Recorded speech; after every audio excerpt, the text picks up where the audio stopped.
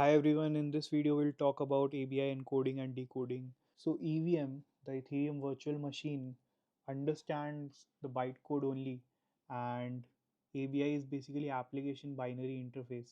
So we can convert all of the function signatures and stuff from string to bytes using ABI encode and decode.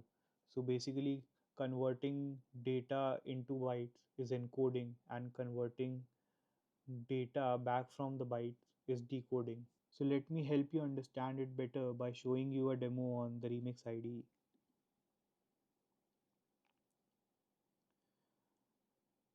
To make it simple, I'll remove extra variables from this function.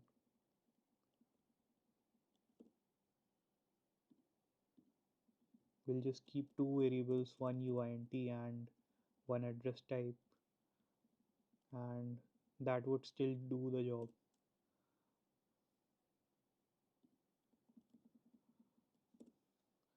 So we have a contract ready, and in this contract basically we have an encode function which takes in some parameters and encodes it and returns the bytes to us. And then we have another function which is decode function. It takes in the bytes and returns the data to us.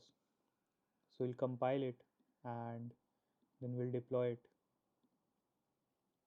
So first let's encode something. We need to encode an address. So I'll just type in this and 100. So this is the raw bytes, the bytecode that EVM would understand. And when I pass it here and decode it, we get the values. We had a variable x which had a value 100, and we had a variable addr which had this address as its value. We also get the data types of both these variables. So that's how ABI encoding and decoding works.